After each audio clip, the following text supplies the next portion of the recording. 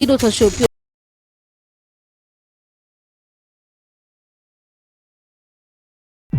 rule in India ended last night. घर में शौचालय तो था नहीं, इमरजेंसी हो जाती तो भी दौड़ के जाना पड़ता था ऐसे। Choose Miss India along with the title Miss World. सोच के लिए घर के पीछे गई थी, पीछे सांप आया, बस हाथ में नस दिया, एक्सपायर हो गई। Sholay breaks records in Indian box office. Toilet बनाने के लिए खर्चा करती कि हमारे पेट के लिए खर्चा करती। India also entered the space age with her satellite Rohini. शौच करने गई थी बारी तरफ, वो 10-12 ठे हाथी आया था, देखकर भागी तो दर्द दे रहा था 10 दिन तक। India paves way for globalization. मैं प्रेग्नेंट थी तो शौच के लिए नहीं जाने के कारण मेरे बच्चे का ना शरीर बहुत पतला हो गया था और उसका सर लंबा हो गया था। 2014 का भारत, 130 करोड़ से ऊपर की आबादी, 6 लाख से ऊपर गांव, 4000 से ऊपर शहर और 28 राज्यों का एक विशाल परिवार, जहां 70% भारतीयों के हाथों में मोबाइल फोन जरूर था, लेकिन इस विशाल आबादी का एक बहुत बड़ा हिस्सा ग्रामीण क्षेत्रों में रहने वाले लगभग 55 करोड़ नागरिक टॉयलेट्स न होने के कारण खुले में शौच जाने के लिए मजबूर थे। स्वास्थ्य, सम्मान और सुरक्षा से जुड़ी ये भीषण समस्या भारत के लिए न तो रातों रात खड़ी हुई थी, न ही इसका समाधान रातों रात संभव था। इसके लिए अब जरूरत थी राजनैतिक नेतृत्व की, सामाजिक संकल्प शक्ति की और एक शुरुआत की। 21वीं सदी में हम जी रहे हैं। क्या कभी हमारे मन को पीड़ा हुई? आज भी हमारी माताओं बहनों को खुले में शौच के लिए जाना चाहते? क्या हमारी माँ बहनों को इज्जत के लिए हम कम से कम शौचालय का प्रबंध नहीं कर सकते?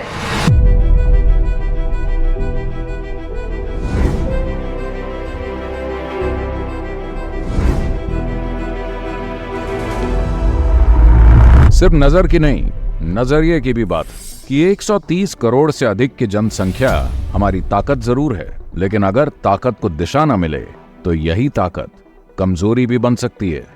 भारत में हर साल लगभग 6.2 करोड़ टन कचरा पैदा होता है और इतने सारे कचरे का प्रबंधन आसान तो बिल्कुल नहीं था। नतीजा, ये कचरा नजर आने लगा सड़कों के किनारे, पार्क में, मैदानों में, और देखते ही देखते साल दर साल इकट्ठा होकर खड़े हो गए कचरे के पहाड़। कहा जाता था इंडिया में disease burden is very high. क्यों था? One of the reasons is because the focus on sanitation, cleanliness etcetera was less than what was required. Was a World Bank study 2006 or 2008 which showed that the lack of sanitation in India was leading to a loss of over 6% of GDP. मैं एक सांसद होने के नाते United Nations में भारत का प्रतिनिधित्व करने का अवसर मुझे मिला था। ऐसा अनुमान किया गया था कि 100 करोड़ के लगभग दुनिया में ऐसे लोग हैं सभी देशों में मिलाकर जो खुले में शौच के लिए अभिशप्त हैं। उसमें से 60 करोड़ से ज्यादा लोग केवल भारत में थे। और जितने लोग इस विषय में चर्चा कर रहे थे, जिन्होंने बात की, वो सब भारत की तरफ इंगित करके कह रहे थे। और मेरे मन में ये भाव था कि जैसे हम अपराधी हों और देश की आजादी के इतने साल बीत चुके हैं, 6.5 दशक से ज्यादा बीत चुके हैं, और अभी भी ये सामान्य जो विषय को भी हम एड्रेस नहीं कर पाए। क्या हम तय करें कि 2019 से महात्मा गांधी की 150वीं जयंती बनाएंगे? हमारा गांव, हमारा शहर, हमारा गली, हमारा मोहल्ला, हमारी स्कूल, हमारे मंदिर, हमारे अस्पताल, सभी क्षेत्र गंदगी का नामो निशान नहीं रहने देंगे। कुछ लोगों ने तो ये भी कहा, जब माननीय प्रधानमंत्री जी ने लाल किला से देश को संबोधित करते हुए बात करी कि ये क्या बात है, देश के when you are addressing the nation, बड़ी बातें करनी चाहिए। तो किसी ने पूछा बड़ी बात क्या होता है? जियो पॉलिटिकल ये वो। मैं समझता हूँ स्वच्छता जो है, I think is the most important. I've been working in sanitation for 20 years. It had never been raised to the level of a prime minister. 40 minutes into his speech, I really need to get back to India and join this program. तो विकसित देश को बनाने के लिए एक बहुत ही जरूरी नींव जो है वो यह है कि हम लोग सब लोगों को शौचालय दें। उस एक विचार ने, उस एक संकल्प ने हर किसी को ऐसे झकझोरा कि लाल किले से कही गई माननीय प्रधानमंत्री जी की बात सीधे लोगों के दिल पे लगी और जन्म हुआ एक क्रांति का, एक ऐसे जन आंदोलन का जिसके सामने पूरा विश्व नतमस्तक होने वाला था। लक्ष्य कठिन भी था और अकल्पनीय भी, क्योंकि 130 करोड़ से ऊपर की आबादी को एक साथ मिलकर इस लक्ष्य तक पहुंचना था। और इस मिशन की मशाल की पहली लौ जलाने के लिए सरकार ने कमर कस ली।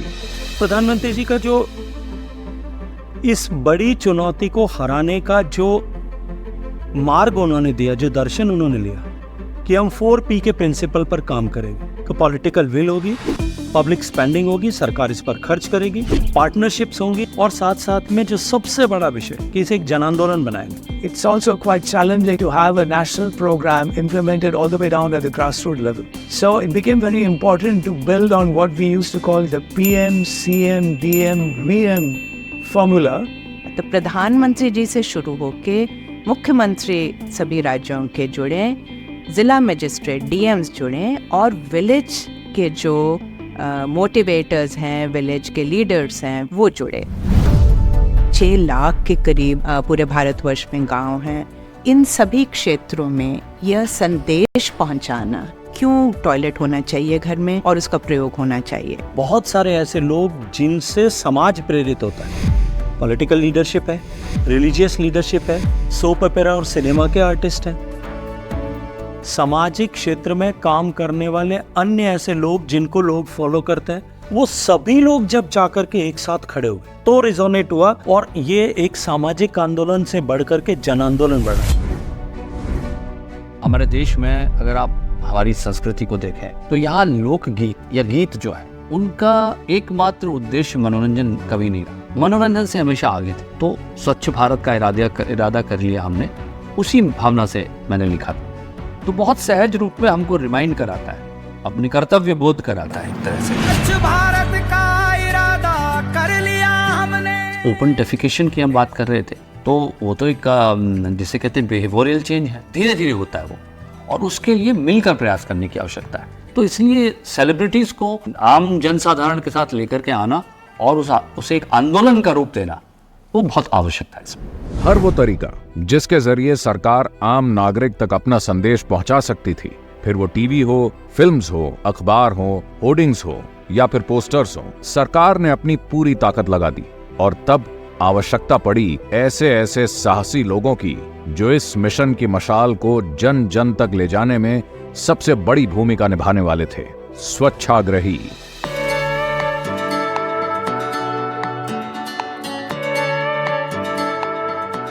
So they were trained for about a week. They played an absolutely critical role in working within their own communities because they were part of it, and explaining why sanitation is important, even showing movies in Ratri Chopals. So that was a critical role played by the Swachhagrahis, and in fact without them this program would not have succeeded. हम प्रधान जी के पास जाते थे, गांव के जो जिम्मेदार आदमी थे उनसे बताते थे कि हमें ये काम करना, आदमी को इकट्ठा कर लीजिए। हमारे कहने से अनजान आदमी हमारे कहने से कोई इकट्ठा होगा नहीं। सरकारी योजनाओं का लाभ उठाने के लिए लोग ज़्यादा इकट्ठा होते थे। उनके दिमाग में यही बात होती थी कि प्रधान जी ने बुलाया, ज़रूर कोई ना कोई योजना है और सरकार से फ़ायदा होने वाला है। उस योजना का भी पता लगा उन्हें कि 12,000 रुपये मिल रहे हैं, चलिए हम भी ले लें। मैंने देखा कि बहुत से संपन्न लोगों के यहाँ भी शौचालय नहीं थे, वो भी इस बात को गलत मानते थे। तो सबसे पहले हम लोगों ने उनके दिमाग पे शौचालय बनाने का काम किया, उसके बाद हम लोगों ने जमीन पे शौचालय बनाने का कार्य किया। एक तरफ तो शौचालय के खर्चे के लिए हम लोग पैसे दे ही रहे थे, लेकिन हम लोग साथ साथ व्यवहार परिवर्तन में, बिहेवियर चेंज के लिए भी हम लोग पूरी व्यवस्था दे रहे थे। बिहेवियर चेंज करने के लिए हमने टिगरिंग की। जो जिस तरह का आदमी हो उसे उस तरह से समझाना, प्यार से, मोहब्बत से, ताकि उसका बिहेवियर चेंज हो जाए, ये टिगरिंग है। 6 लाख रुपए जो आदमी अपने बेटे की शादी में खर्च कर सकता है, तो क्या वो 12,000 का शौचालय नहीं बना सकता? तो क्या ये बात सही है या गलत है? गलत है। अच्छा, मैं आप सभी को एक पीला पाउडर दे रही हूँ, तो आज के लिए जहाँ जहाँ पे गए वहाँ ये पीला पाउडर आपको डाल देना है। वो डालना शुरू करते थे और देखते ही देखते पूरा गाँव शौच से भर जाता था, पूरा मल युक्त हो जाता था। कैसा दिख रहा है? ये ऐसा ही रहेगा या इसके लिए आप बदलेंगे मैडम? राजस्थान का पिछड़ा इलाका जो जिला है बांसवाड़ा, वहाँ पर लोग रूढ़िवादी भी लोग रहते हैं। इन्होंने ब्रांचियां फैला दी कि जहाँ खाना बना के खाते हैं, जहाँ उठते बैठते, जहाँ पूजा पाठ करते, वहाँ इस तरह का गंदा काम हम नहीं करेंगे। मैंने सोचा कि ये लोग मेरी बात नहीं मानेंगे। पंडित घर घर पर्ची बना बना के देते थे, जिसके घर में शौचालय बनाना उसके राशि पे मुहूर्त निकाल के उनको समय चौकड़िया वो टाइम लिख के देते कि इतने बजे से इतने बजे तक आपका शौचालय का निर्माण काम चालू कराना है। खुले जगह में शौच नहीं होना चाहिए, इस्लाम में भी मना है, किसी भी धर्म ये इजाजत नहीं देता। इसलिए आप लोगों से हम ये दरखास्त करते हैं, टॉयलेट हम हर घर में बनाएंगे और व्यवहार करेंगे। हमने एक मुहिम और चलाया था, मौलवियों को, अपने मुफ्तियों को, जो अपने काजी है उनको बोल देंगे जिस घर में टॉयलेट नहीं उस घर का निकाह आप नहीं पढ़ा सकते हैं। ऐसे तो बहुत सारे ट्रिबिंग टूल्स थे, तो हमने खुद भी कुछ टूल्स बनाए हुए थे, जैसे कि जिद करो। बच्चे जिद करते थे अपने घरों पे शौचालय बनाने के लिए। वो जिद ये करेंगे जिनके घर शौचालय नहीं है कि पापा हमें शौचालय चाहिए, हम बाहर नहीं जाएंगे। खास तौर से लड़कियां, कुछ ने 1-2 दिन के लिए खाना छोड़ दिया, कुछ ने स्कूल आना छोड़ दिया। स्कूल तब जाऊंगी तब आप घर में शौचालय बनाए। बबलू ने तो अमल किया और उस पर जो मक्खी जाकर बैठी वो बिल्लू के घर चली गई, उसके खाने में बैठ गई। तो नत्थू का या गुड्डू का अमल किसने खा लिया? बिल्लू ने खा लिया है। यास्मीन का नसरीन ने खा लिया। तो पंडित जी ने सबसे पहले क्या कि उनके पूजा पाठ की, तो जैसे उस व्यक्ति को देखा तो दूसरे भी प्रेरित हुए, 1 से 2, 2 से 3, 3 से 4। इसी प्रकार स्वच्छता का हमने कारवां चालू किया। तो हम पहले 5 निकले, दूसरे दिन 10 हुए, 50 हुए, 100 हुए, इसके बाद 200 हुए, इसके बाद पूरा गांव जुड़ गया। तकरीबन 2 महीने भी नहीं हुए, 1 महीने 20-25 दिन के बाद मैं उस गांव में चला गया। जिस घर में मैंने पहले बार एंट्री किया था उस घर में टॉयलेट नहीं था, तो मैंने जो टॉयलेट बनाया था उसके बजाय दूसरा टॉयलेट उन्होंने इतना बढ़िया बनाया, मुझे देख के बहुत खुशी हुई। तो देखा कि 80% लोगों के घर के अंदर टॉयलेट उस वक्त बन गए थे। आंखों के पहने हैं कहने जय स्वच्छता। तो वो स्लोगन ऐसे थे कि लोगों के दिलों पर लगते थे, सच्चे स्लोगन थे। और महिलाएं ने भागीदारी हमारे साथ निभाई। तो महिला सेम थाली बजाकर संदेश देती हुई, गीत गाते हुए पूरी पंचायत के उन्होंने भ्रमण किया।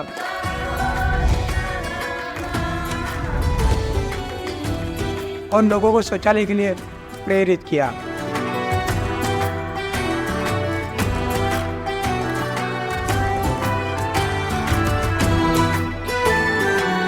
इस मिशन में हर स्वच्छाग्रही का उतना ही बड़ा योगदान था जितना स्वतंत्रता संग्राम में सत्याग्रही का। भारत के कोने कोने में इन्होंने बदलाव का ऐसा बिगुल बजाया कि स्वच्छ भारत मिशन बन गया एक जन आंदोलन।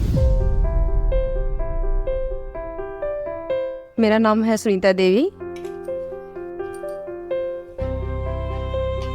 5 गांव का आज मैं इस पंचायत की मुखिया हूँ। सभी को जोहार।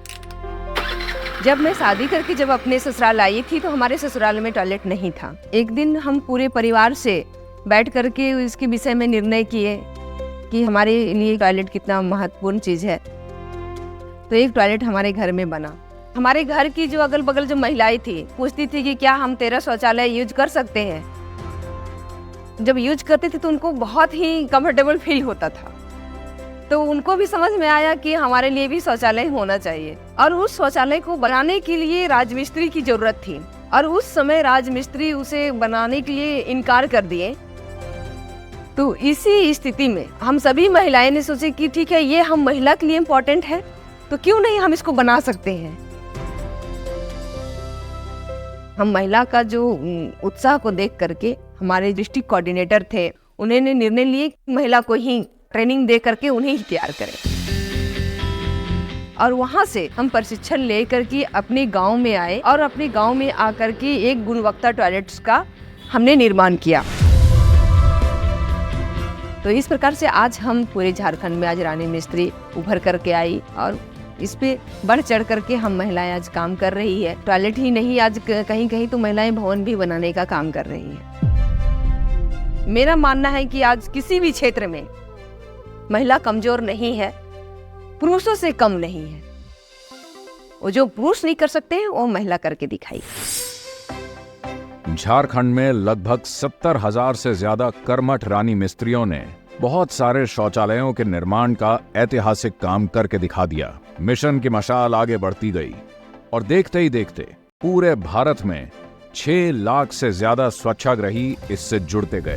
प्रधानमंत्री जी ने शुरू से ही निर्देश दिया कि हमें सिर्फ टॉयलेट बनाने नहीं है, हमें यह यकीनी बनाना है कि इन टॉयलेट्स का प्रयोग करते हुए सही तरीके से हम यह जो खुले में शौच की प्रथा है उसको यकीनी तौर पर बंद करें। इसको करने के लिए हमें एक बहुत रोबस्ट किस्म की एक एफर्ट की ज़रूरत है। lot of people felt that, right, it will take a long time for us to actually arrive at this campaign and seed it into the people. They wanted something quick, right? So we said that one of the ways to do it probably would be to shame people. Everyone who is doing a certain act of uncleanliness, if there were people who were shaming them, it would work. गांव-गांव पे जैसे ये चर्चा बढ़ी और जैसे ये बात फैली तो बहुत जगह पे निगरान समितियां बनी। निगरानी समिति ये हमने गठित कर रखी थी कि शौचालय बनने के बाद भी कोई खुले में से शौच नहीं जा रहा है, इसको पाबंद करने के लिए हमारी निगरानी कमेटी उसको समझाने के लिए फिर जाती है। तालियां बजाना, थाली बजाना, विशल बजाना, मतलब जो खुले में शौच जा रहा है उसको सचेत करने का काम कर देते तो वो आदमी वहाँ से उठ के भाग जाए। मैं सुबह 4 बजे उठकर विशल बजा कर लोगों को खुले में शौच जा रहे थे वहाँ से उठाए। तो फिर हम जब निकले तो हमारे साथ लोग जुड़ते गए। कुछ बच्चे इतने शैतान या शातिर हम उनको कह सकते हैं कि अगर कोई खुले में शौच कर रहा है तो वो चुपके से जून की आड़ में अगर बैठा है और लोटा आगे रखा है तो वो उसका लोटा उठाकर भाग जाते थे। पंचायत के लोगों ने खुद ही निर्धारित किया कि हम खुले में शौच में जाने वाले को क्या सज़ा देनी चाहिए, तो उसके ऊपर 500 रुपये या 1000 रुपये का जुर्माना होना चाहिए। और खुले में शौच करते हुए अगर कोई देख लेता है, वो अगर आकर के निगरानी समिति को ये चीज़ें बता रहा है तो उसको भी 200 रुपये का इनाम के तौर पे रखा गया। कोई हमारी बात नहीं मानता था तो हम क्या करते, माला पहना के उसके स्वागत करते, उसका फोटो लेते थे। तो वो कहता नहीं यार फोटो मेरा डिलीट करो, आज के बाद शौचालय का उपयोग करूँगा, आज के बाद मैं खुले में शौच नहीं जा।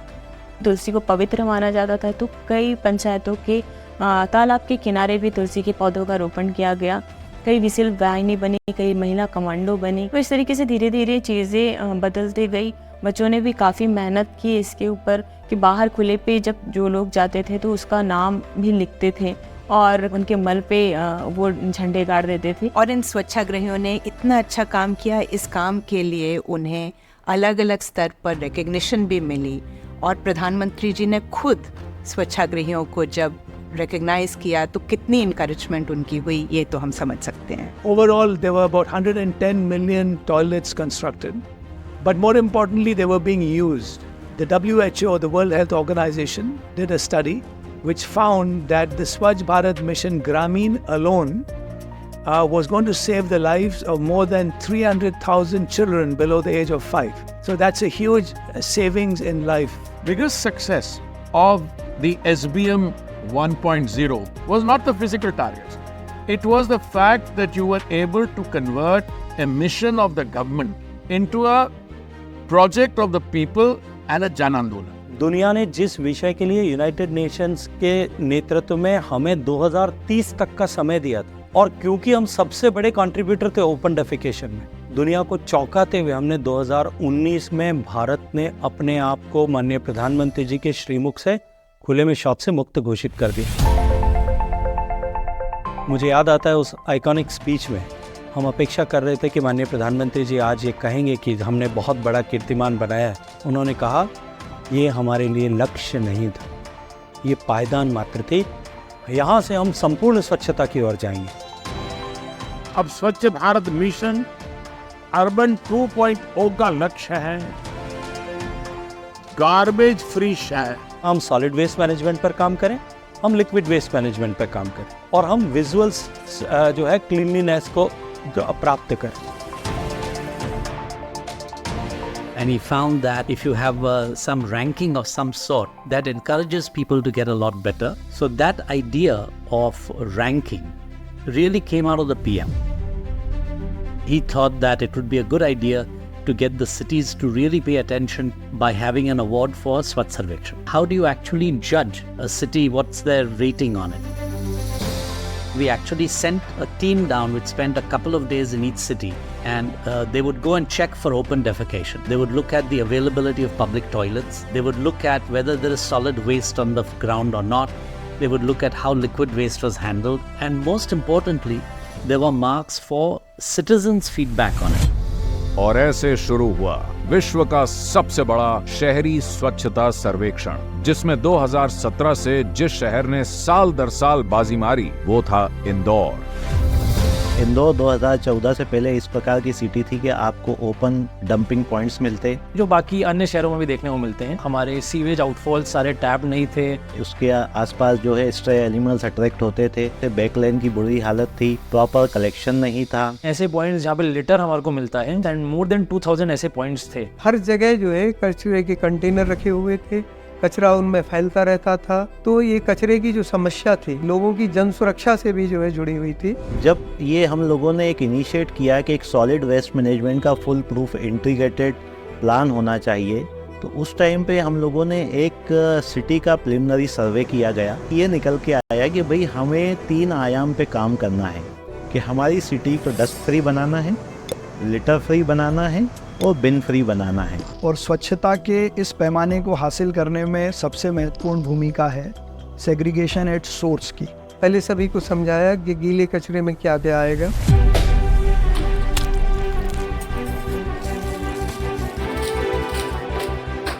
सूखे कचरे में कौन कौन सा मटेरियल आएगा।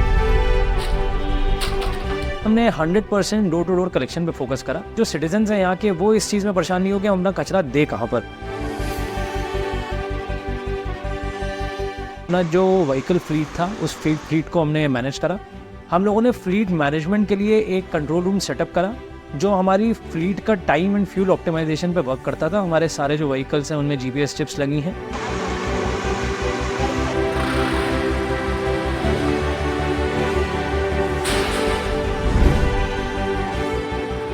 हमारा गार्बेज ट्रांसफ़र स्टेशन है, वहाँ हमने 6 टाइप के सेग्रीगेशन के लिए 6 कंपार्टमेंट बना रखे हैं।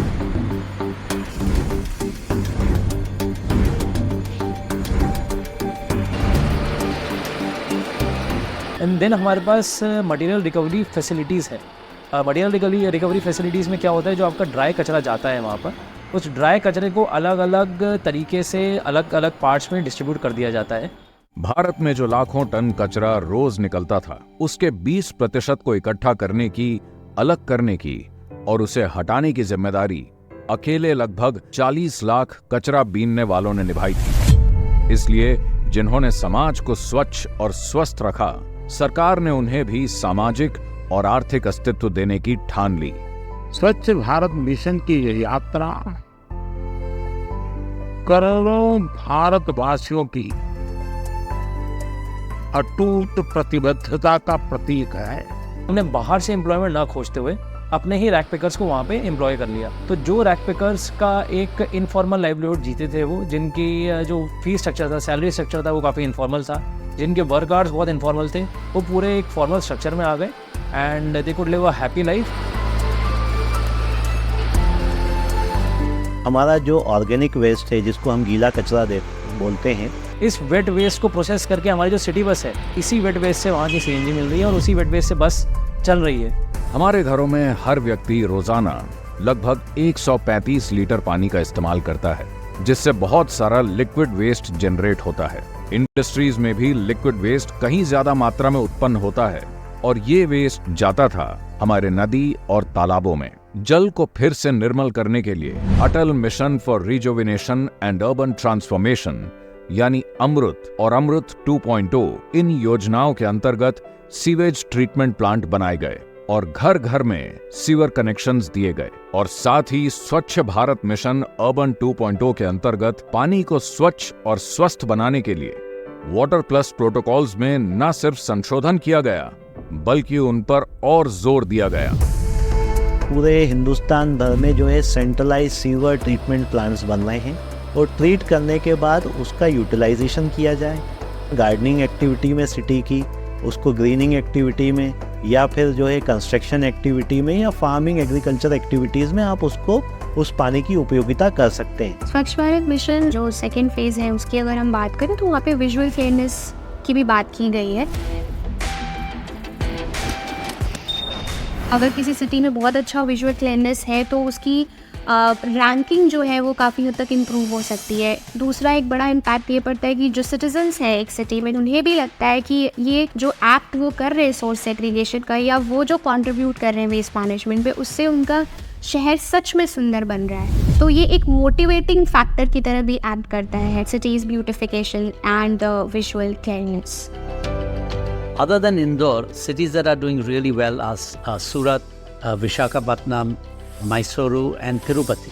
So they are also coming up and they are 5-star garbage-free cities, right? So this competitive spirit actually led to more funds flowing in to do some of the things that people have been talking about doing for a long time. So there was two kinds, right? One is the shame part of it, and one is the name part of it. So people who were in the top 10 wanted to stay there, people who were in the top 20 wanted to come up, and that really served as a motivation to get people excited about it. जो हमने स्वच्छता सर्वेक्षण किया, मुझे लगता है उस स्वच्छता सर्वेक्षण के कारण the consciousness that was required and which has seeped in, that has made a difference. इंसानी जिंदगी से कीमती कोई और चीज नहीं होती, लेकिन आजादी के इतने साल बाद भी जब गटर्स को साफ करने की बात आती थी, बिना किसी सुरक्षा साधनों के किसी इंसान को इसमें उतार दिया जाता था। नतीजा जहरीली गैसेस से घुटकर मौत। जब भी सेप्टिक टैंक की सफाई करनी होती थी तो वो यहाँ से कुछ आदमी सफाई के लिए ले जाते थे और हर किसी को ये काम करने के लिए 2000 मिल जाते थे। ये काम करने के लिए मेरे घर से 3 आदमी गए थे। मेरे चाचा, पति और रवि नाम का एक लड़का भी गया था। सेप्टिक टैंक की सफाई करने से उनकी जान चली गई। मुझे उनकी मौत के बाद पता चला कि उनकी मौत की असली वजह क्या थी। मैं हैरान थी कि इतनी रात हो गई पर वो अभी तक घर वापस क्यों नहीं आए। इसलिए मैं अपनी अम्मा और बच्चों को सोते छोड़कर ही उन्हें ढूंढने के लिए चली गई और वहां जाकर पता चला कि वो तीनों अब नहीं रहे। सफाई करते वक्त उनकी जान चली गई। जब हर्जाने के तौर पर 10 लाख मिले तो थोड़ी राहत मिली कि कम से कम अब मेरे बच्चे अपनी पढ़ाई जारी रख पाएंगे। मेरी बड़ी बेटी नर्सिंग में BS कंप्लीट कर चुकी है और अब वो ऊपर वाले की कृपा से साल का 1 लाख कमा लेती है। हर साल ना जाने कितने परिवार इस घटना का शिकार हो जाते हैं। She said, sir, today we have underground drains. You are boring through cities. With that kind of technology, can't you do something like this? And you know, that sort of moved us, and we came back and said we should do something about this. The septic tank is a complex, multi-layered environment. At the top is a layer that is more like water, where at the bottom you have solidified contents that settle down. And to break this, only human beings are going in. They take pickaxes or shovels, sort of, you know, break the contents down. And the worst part is there are many people who die.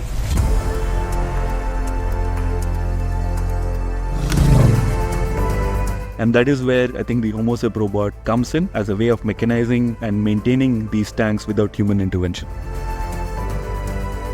What the HomoSep robot does through a series of customized blades, these blades are sent in and they homogenize the very hard sludge that is located at the bottom of the tank.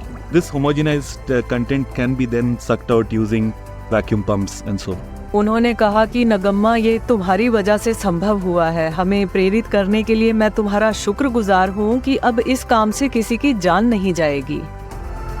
So I believe our project is a perfect example of how a complex social problem can be solved. पूरी दुनिया में जिस speed से technology का विकास हो रहा है, उसी स्पीड से बढ़ता जा रहा है ई-वेस्ट यानी इलेक्ट्रॉनिक कचरा।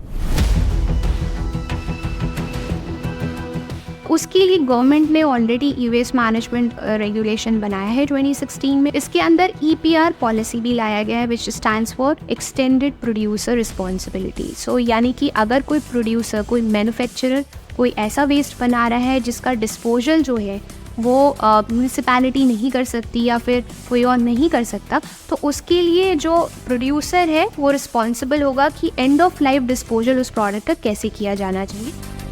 भारत में एक से बढ़कर एक नियम कानून तो बनाए ही गए, लेकिन इस मुश्किल का हमने एक अजब अनूठा हल भी ढूंढ निकाला। From electronic waste we recover precious metals like gold and silver, and most of the gold and silver what is recovered we reuse them in gold plating.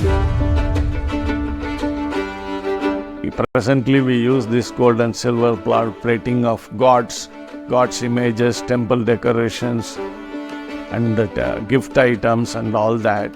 So the gold is God, so that e-waste is to worship now.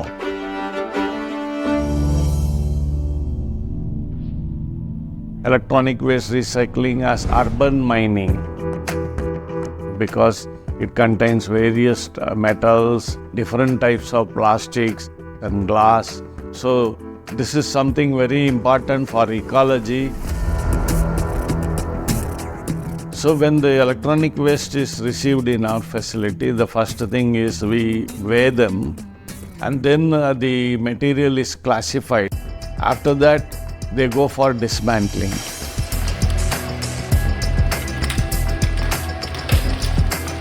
But dismantling is mostly done by skilled women power, and then this dismantled material go for downstream recycling,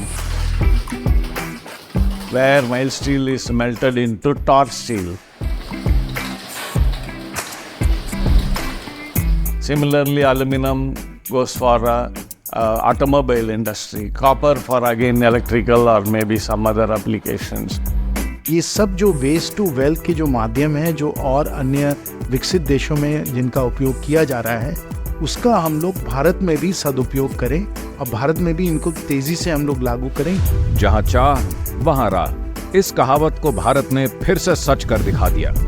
शहरों में plastic waste का इस्तेमाल करते हुए हमने 1 lakh kilometre से ज्यादा लंबी सड़कें बना दी। गांव में 600 से ज्यादा गोबरधन प्लांट से बायोगैस का निर्माण शुरू कर दिया। हवा में उड़ने वाली राख से अर्थक्वेक रेजिस्टेंट ईंटें बना दी। सूखे कचरे को रिसाइकल करके एनर्जी में बदल दिया। लिस्ट लंबी है और रोज इसमें और भी नई उपलब्धियां जुड़ती जा रही हैं। लेकिन स्वच्छ भारत मिशन के दूसरे अध्याय यानी SBM 2.0 को पूरा करने में बहुत बड़ी समस्या सामने आई। सामने खड़े थे कई दशकों से इकट्ठा हुए कचरे के बड़े बड़े पहाड़। हमारे देश में लगभग 3,159 existing legacy waste dump sites है। 160 मिलियन टन्स लेगेसी कचरा अभी भी पड़ा हुआ है। हमने almost 15,000 hectares of land waste कर दी है इन लेगेसी वेस्ट डंप साइट्स के फॉर्म में। आप कोई भी एक पोल्यूशन का नाम लीजिए, वो आपको डंप साइट एरिया में दिखेगा ही दिखेगा। उसकी वजह से क्या होता है कि बहुत ज़्यादा कैंसरस गैसेस जो है वो प्रोड्यूस होती हैं। इसलिए साल 2016 में भारतीय सरकार ने सॉलिड वेस्ट मैनेजमेंट नियमों में न सिर्फ संशोधन किया, बल्कि अब कचरा कहाँ गिराया जाएगा, वो जगह किसी तालाब, नदी, गांव या शहर से कितनी दूर होगी, वहां कचरा प्रबंधन का काम कैसे होगा, इन सब बातों को ध्यान में रखते हुए काफी कड़े नियम बनाए। डंप साइट रेमेडिएशन इंडिया में हम 2 तरीकों से कर रहे हैं। पहला बायो कैपिंग है और दूसरा है बायो माइनिंग। बायो कैपिंग एक साइंटिफिक प्रोसेस है जहाँ पे हम अपने डंप साइट का स्लोप स्टेबलाइज करते हैं। वहाँ पे हम ये भी कोशिश करते हैं कि जो हैजरस वेस्ट वाटर्स निकल रहा है हमारे डंप साइट से, उसको हम कलेक्ट करने की कोशिश करते हैं। जो लैंडफिल गैसेस है उनको भी कलेक्ट करने की कोशिश करते हैं और ट्रीट करते हैं। जब हम बायो माइनिंग की बात करते हैं, it's a scientific process of excavation of the waste, converting the entire landfill into equal size windrows, spraying bioinocular, which is nothing but bacterial solution, allowing the waste to stabilize properly, and in this way the waste gets treated and moisture is lost, and after that sorting the waste as per its size. So the two fractions that we get is plastics and combustibles, और जो दूसरा हिस्सा हमें मिलता है, जो major fraction होता है, it is fine soil like material. यहाँ पे ये जो मटेरियल्स हम रिकवर करते हैं, इसको हम गेनफुल एप्लीकेशंस के लिए इस्तेमाल करते हैं। 2014 में जब इसमें काम शुरू हुआ, उस समय हमारी नेशनल वेस्ट प्रोसेसिंग कैपेसिटी करीबन 17%। तो पिछले 9 साल में आप देखिए जो हमारा रिपोर्ट कार्ड है वो 17% वेस्ट को लेके आज 76%। और मुझे लग रहा है कि कुछ ही समय में we will have a situation जो हमारा 100% वेस्ट जो हम प्रोड्यूस करते हैं that will be processed, which means जो लेगेसी डंप साइट्स है वो बढ़नी बंद हो जाएगी। स्वच्छ भारत मिशन 2.0 ने एक विशाल जन आंदोलन का रूप ले लिया। सरकार तो हमारे गांव, शहर और राज्यों को स्वच्छ और स्वस्थ बनाने में पूरी ताकत लगा ही रही थी, लेकिन एक एक भारतीय की जन भागीदारी ने इस मिशन को सुदूर इलाकों तक पहुंचा दिया। स्वच्छ भारत अब मिशन से ज्यादा एक व्यवहार, एक भावना, जीवन जीने की एक नई राह बन चुका था। यहाँ पे एक बड़ा अमेजिंग सा ट्रैक है, खीर गंगा है उसको बोलते हैं। इतना गार्बेज है दोनों साइड में ट्रेल के, जहाँ पे इंसान के फुटप्रिंट्स है वहाँ पे गार्बेज है ही है। मुझे बस इतना पता था कि ट्रैक रूट्स पे गार्बेज नहीं होना चाहिए और उसको चेंज करने के लिए क्या कर सकते हैं। आज हम यहाँ पे मिलके साफ सफाई करने आए हैं। जिस कैंपेन में आप लोग जुड़े हैं उसका नाम हीलिंग हिमालयाज है।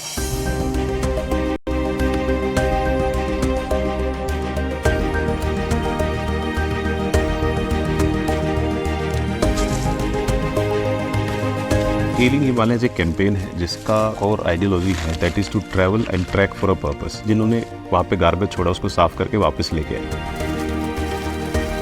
जब हम किसी का फेंका हुआ कचरा उठाते हैं तो एक बहुत अच्छी चीज़ हम कर रहे हैं, सिर्फ इंसान के लिए नहीं, वाइल्ड लाइफ के लिए भी कर रहे हैं, हमारा जो नेचुरल इकोसिस्टम है उसके लिए भी कर रहे हैं। जब हमने पहली बार खीरगंगा ट्रैक रूट पे साफ सफाई की तो 2 दिन में सिर्फ हमने almost 8 to 9,000 pet bottles collect किए। तब उसके बाद फिर धीरे धीरे गाँव में, कम्युनिटीज़ में उसको इनिशिएट किया। तो उसके बाद हमने खुद की फैसिलिटीज़ बनानी स्टार्ट की, we call the material recovery facilities.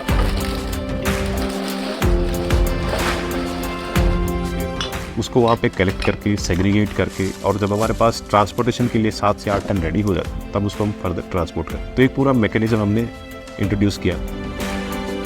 तो स्वच्छ भारत का जो अभियान शुरू हुआ उससे आई गेस बहुत फर्क पड़ा। लोगों ने इसको डिस्कशन में लेके आए और काफ़ी हद तक पंचायतों के ऊपर भी अब काफ़ी दबाव है इस बात का कि अभी वेस्ट मैनेजमेंट हमें करना चाहिए।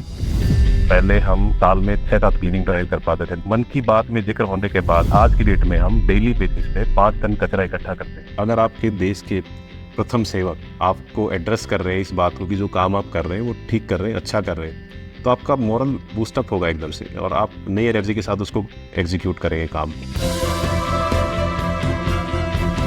बूंद बूंद से सागर बनता है, ये कहावत हमने सिर्फ सुनी नहीं बल्कि इसको जिया भी। लक्ष्य प्राप्त होते गए, नए कीर्तिमान बने, हमने अपनी सोच बदली और विश्व ने हमारी तरफ देखने वाली अपनी नजर। देश के 40% से ज्यादा गांव ODF प्लस इस स्टेटस को प्राप्त कर चुके।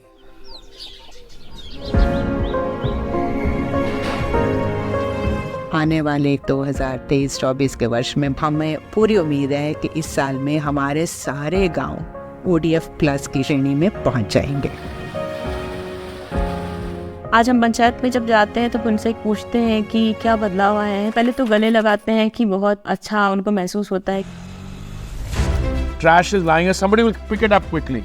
I very often do. So that consciousness has changed. Cities in India become a lot cleaner.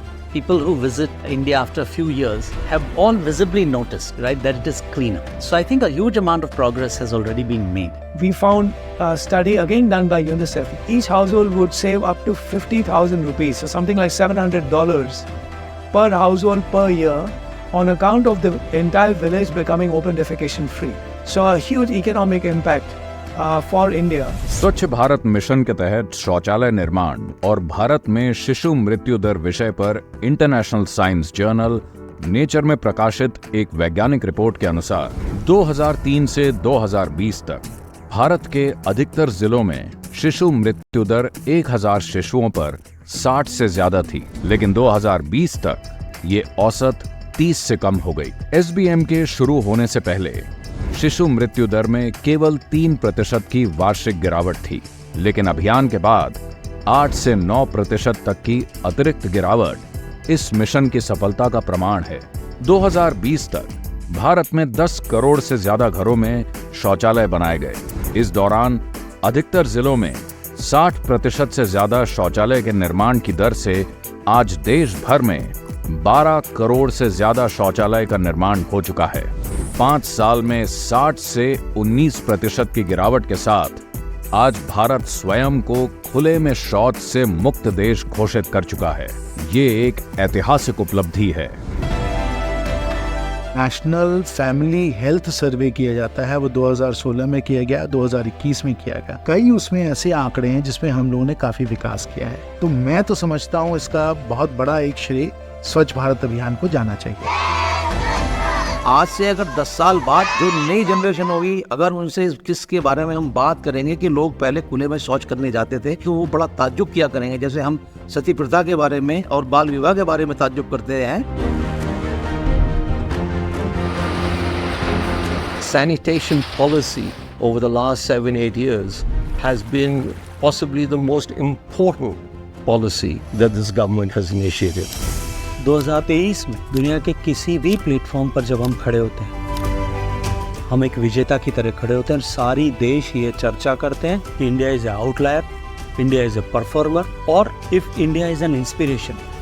और इसलिए आइए एक नए उमंग, नए विश्वास के साथ पूज्य बापू को सच्ची श्रद्धांजलि का एक काम लेकर के चल पड़े और हम इस देश को चमकाने के लिए गंदगी न करने का शपथ लेते हुए स्वच्छता के लिए जो भी कर सकते हैं पीछे न हटे। टॉयलेट्स न होने की वजह से असुरक्षित होती महिलाओं से टॉयलेट बनाकर उनके आत्मसम्मान की सुरक्षा करने की जिम्मेदारी का नाम है स्वच्छ भारत मिशन। टॉयलेट्स न होने की वजह से स्कूल छोड़ देने के लिए मजबूर बच्चियों से स्कूल में टॉयलेट बनाकर उनके भविष्य को पंख देने वाली उड़ान का नाम है स्वच्छ भारत मिशन। टॉयलेट्स होने की वजह से हर साल लगभग 70,000 नवजात शिशुओं की मृत्यु रोककर उन्हें जीवन देने का नाम है स्वच्छ भारत मिशन। एक असंभव लक्ष्य को सरकार और नागरिक ने मिलकर संभव बना दिया। एक विचार ने लोगों का व्यवहार बदल दिया। गांव की पगडंडी से लेकर शहर की गलियों तक, अपने घर से लेकर नदियों और पहाड़ों तक, इस देश के कोने कोने को स्वच्छ बनाने की एक अद्भुत शुरुआत है। आजाद भारत को स्वच्छता के सर्वोच्च शिखर तक ले जाने का ये वो ऐतिहासिक और अभूतपूर्व प्रयास है जो आज हर भारतीय के दिल में स्वर्णिम अक्षरों में अंकित है।